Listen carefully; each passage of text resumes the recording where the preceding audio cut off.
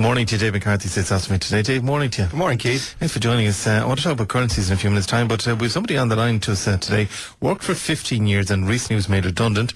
They have now corresponded with me regarding my pension, giving me a number of options, including leaving my pension fund where it is or moving it to something called a retirement bond.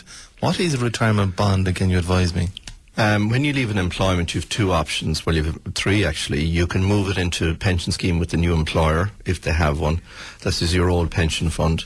You can leave it with the existing employer scheme that you were with, or you can move it into what's called a retirement bond. A retirement bond essentially is a structure whereby you can control how your pension monies are invested until you reach retirement age. It doesn't mean you can retire any earlier, but you're completely free from the original employer scheme, and you have control over it, with obviously getting proper advice from somebody. That's what I was going to say to you, though. First off, this whole pension area is very confusing. First off, if the person isn't capable of controlling this fund, what happens? Well, they need advice on it, but do they pay for that advice? Oh, they obviously. They need to go to somebody and get advice on it. But at the end, so those costs are eating into what they eventually. Well, the reality of it is, if you are moving out of an employment, you're better off to move your monies into a retirement bond. Then you're completely free from the old scheme, and you've got control over it as the years go on. And it's a much cleaner, simpler way to actually deal with that person's pension fund. Okay, we also have somebody. My husband and I have life cover attached to our mortgage. My husband has been the main income earner for a number of years, and I'm concerned what would happen to our finances if anything happened to him. Do you have any advice? Yeah, serious problem.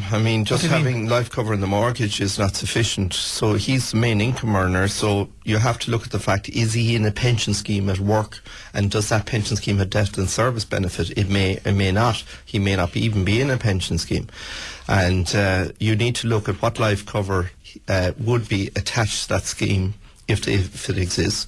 Alternatively, you need to also possibly look at maybe taking out substantial life cover on an independent basis, because what you really are looking at here is being at the loss of his income, God forbid if something happens to him.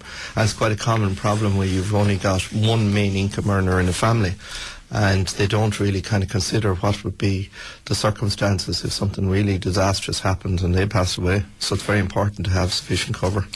All right, and finally, Dave, I have a small business. My borrowings are with AIB, and they were recently up for review. They've renewed my facility, however, the interest rate has increased on my loans. I feel that I've been singled out by them. Is this happening to other people? The good news and the bad news is, the good news is, I suppose if it is good news, no, you're not being victimised. This is happening with every single customer that every bank is dealing with now when they have an opportunity to review their circumstances. Banks are scurrying around looking to increase rates where they can on borrowings, increase charges to basically to increase their income because of the problems that they've been having, as we all know, over the last number of years.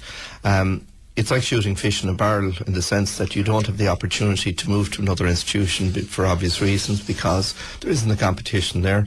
Very little lending is taking place amongst the banks.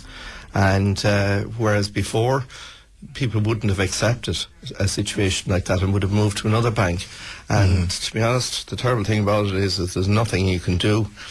And once you're up to date with your borrowings is the most important thing. But I would just say, for people who feel that they've been unfairly treated by their banks as the years go on, and when things do recover, I hope they won't forget. All right, David McCarthy and Associates, thank you indeed for joining us. 566022 is his number. 29